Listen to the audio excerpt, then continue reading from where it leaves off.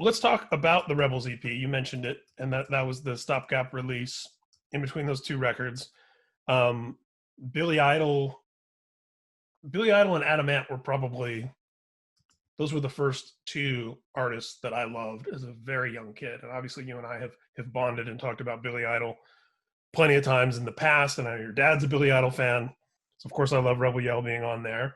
And everyone knows that Kiss is a big influence on Black Veil Brides, but in particular, I think it's important to point out that era that Unholy is from, that specific era of Kiss. And then for me, as a fellow Kiss nerd, I love that that's a Vinnie Vincent co-write.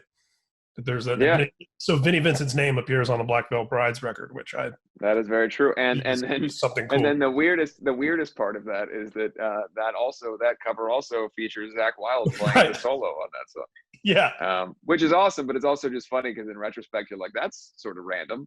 But Zakk, of course, is managed by the same manager as us and has always been a big supporter of the band. And he, at the time, he was like, hey, you guys want me to play on anything? And we were like, fuck yeah, we're doing this Kiss cover. Do you want to play on that?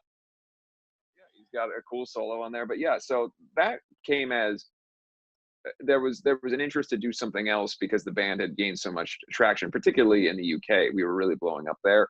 And we were kind of told, like, well, let's do some more material. Let's get something else out there before your next run of shows.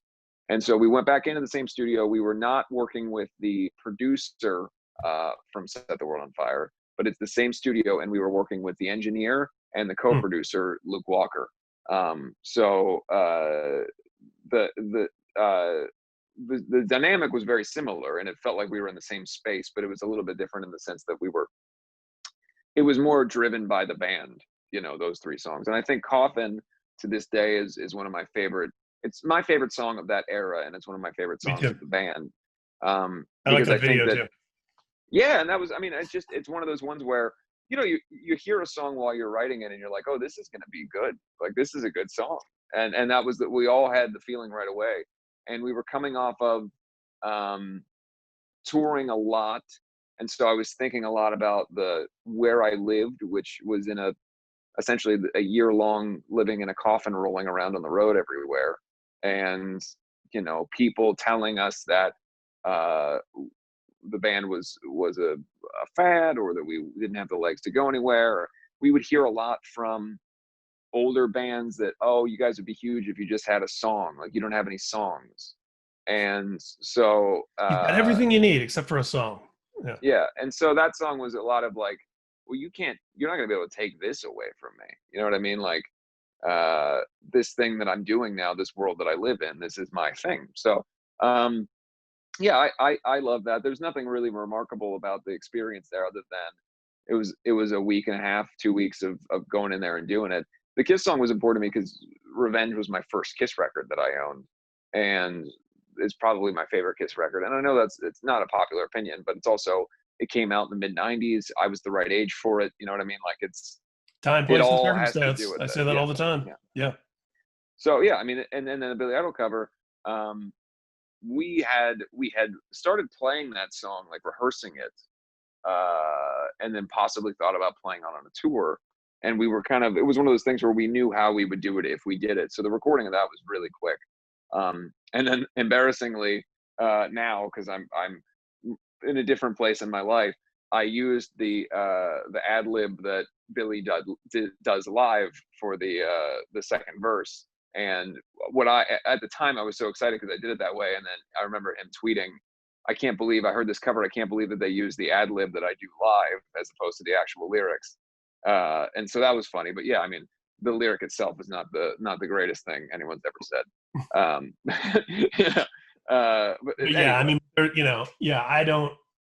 I love those live ad libs though, because it does show an extra level of fandom and of relationship to a song. Yeah. I don't hear Creeping Death anymore without hearing Motherfucker in between Die, because it's just, that's just the way, so that does bring us into Wretched. And I think that you hit upon something else important as a bridge, in that, you're talking about those earliest recordings in Ohio, not feeling connected to them lyrically. And then even into Set the World on Fire, like, some of those songs being more like how you thought you were supposed to come off, or what you thought you were supposed to feel. And then you just described Coffin as something that was very much like, that was exactly who you were right in that moment. That was exactly what you Right. wanted to say. That's what you were thinking about.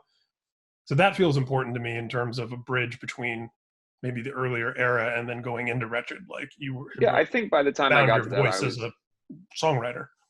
I was more confident as a lyricist in being able to say the things I was thinking in a way that felt accurate to my thoughts, but also felt poetic enough that it could be put in the context of a song and make sense, and you could sing along to it, that kind of thing. And there that was present on Set the World on Fire in a lot of ways. I think obviously Savior is a song where Savior took me, I would say the lyrics took me 20 minutes, if that, because I knew exactly what I wanted to say, and I just sat down and wrote it that way, and then went and tracked it. And that is the case on a lot of songs. But when it comes to Wretched and Divine, we were finishing up the Set the World on Fire tour, and I was a little unhappy with the direction that the band had taken. The success of the band had also built a level of expectation of what we were that I felt was not in concert with who I wanted the band to be. And a lot of that was the hair metal, over sexualization, a lot of the things that felt like they were not what I had grown up loving or what I had intended had taken place within the band and have started to get pushed to the forefront. And look, I'm not going to say that I wasn't a member of the teasing your hair up and dressing like Motley Crue brigade. Like we were all there, but it felt like it was time. But you were Kiss, the Misfits, the Damned, Alkaline Trio, all these things people know and understand about you now, and that were always present, and you can see in any era. You weren't the. If Motley Crue is sort of, when you think about those first two Crue records and the image of the band in that era prior to Theater of Pain, I think they're kind of a bridge or a commonality between that horror punk and dark romantic stuff that you and I both love, and then like the truth is, and you and I or have talked about Cinderella this, or Warrant. But you were never that guy that was. Well, I was never really into the you know? Motley Crue discography, and that's the Right. truth. You and I have talked about that. I'm admittedly, and I've said it before, I like and know the hits, but I was only ever introduced to the deep cuts of their albums via being in this band and being around people that were enjoyed that kind of stuff. To me, I had no interest in writing songs about getting laid and partying. Do you know what I mean? And that had been the direction that the band was going in. Was a lot of the expectation was that's who we were. I was playing into that kind of in the way I would speak in interviews, or the way that the look, and I had just had enough. It just felt like what we were doing was no longer the message that the band was meant to be at Restitch These Wounds, and had gone so far into, we're a 80s hair metal glam, sleazy band. And that's, again, I had zero interest in that. So we had finished the Set the World on Fire tour, and I was just feeling like I was happy that the band was successful, and I was happy that things were going well, but I felt like there was a necessity for change. And so I sat on the plane and just wrote out what could be the next idea, which was this story. And I wrote the whole basis for the Wild One story and the whole concept of Wretched and Divine just on that flight in the notes section on my phone. Back in the yellow notes section days where it was a very cartoony font. And then we landed, and I sent it to everybody in our team. I said Blasco and Richard, the artist, and just saying like, look, here's what I want to do. Let's do this. So I got with Pat, I got with Richard. I said, let's develop this idea out. So then we started working on a script and the Bible for the story. And we started bouncing around ideas on how to develop this thing. And at the same time, the decision had already been made prior to us going on that tour that we were going to work with a producer named Sean Bevan. And I didn't know that. he had done Marilyn Manson and Nine Inch Nails and all this stuff. And we did a song for the first Avengers movie soundtrack with Sean called Unbroken. And we had a great time working with him. And I had a really good time with him. And it seemed like we really clicked. And then we went into the concept of like, we're going to do this record, right? But that had already been decided. So we had like a 2-week, maybe a week and a half period between that tour ending and then us entering the studio to do record 3 with Sean. And he had already started working on tracking drums for demos that were very Set the World on Fire-esque songs. And at the same time, it had come up that John Feldman wanted to write with me. So I went out to John's house and we spent the day talking and going over influences and all that stuff. And I told him about the story that I wanted to build. And he was just fascinated by the idea. And I said, this is, this record needs to be operatic and huge and have a lot of sounds and different instrumentation and all that. And of course, that's running completely in opposite directions of what is the initial tracking going on at the studio, which is essentially Set the World on Fire Part 2. You know what I mean? And so I wrote a little bit with John, and then Jinx and Jake came out to John's studio and we did We Don't Belong, which was a song that ended up on the record. And we got the demo back for that. And it sounded exactly like how I thought Wretched and Divine should sound. So I'm listening to that song for 3 days or so. I'm driving around in my car listening to this demo going, this is the sound of this story. The weird instrumentation, the Danny Elfman type stuff, how big this chorus is, the fact that it's heavy, but it's not another one of these team records, the fact that it doesn't sound like an 80s hair metal band at all, the fact that it just is this other stuff. And so I had the unfortunate, unenviable task at 20 years old to walk into a studio and go up to a person that I very much liked and respected and say, hey, could we go outside for a little bit? And I had to sit on the pavement outside the studio and go, hey, I don't think it's going to work out here.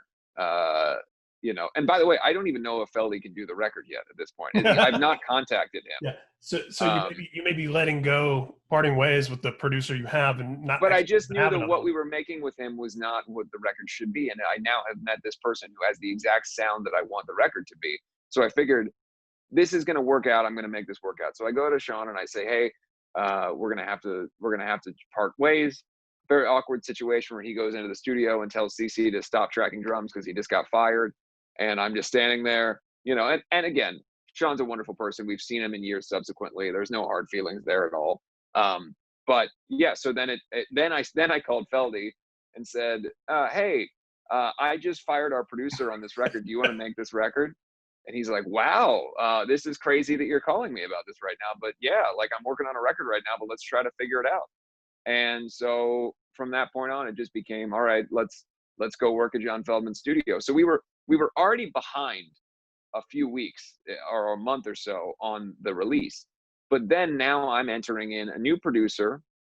Obviously, the budget is going to get cut down considerably because we're not going to take the money back from. Yeah, we've already spent money on another producer. So Feldy's going to get a smaller amount than he would normally get. And we have less money to be able to pay for all of the things I want sonically to happen.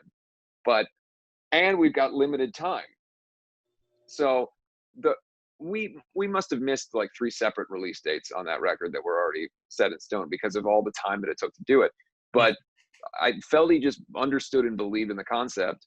And even though we didn't have the resources to do it as big as we did, we were able to get it done. And then once the label heard it and understood it, Frank Arrigo, who was our product manager at the time at Universal, basically gave us a blank check to do with what we wanted for the promotion. So we were able to somehow convince this label, for which we had 0 radio hits, to give us basically the budget to make a film that we wanted to show in theaters of the movie, and to film it in this lake bed in, El Mirage lake bed. And by the way, you can hear my cat Femme making cat noises out. I don't know if you can hear it. She's very loud, actually. Very upset. You can? I can't. Oh, well, she's out there. Anyway, so we somehow got the ability to do that. And just every part of that became, to this day, it's the most driven I think that I've ever been to just make a thing happen.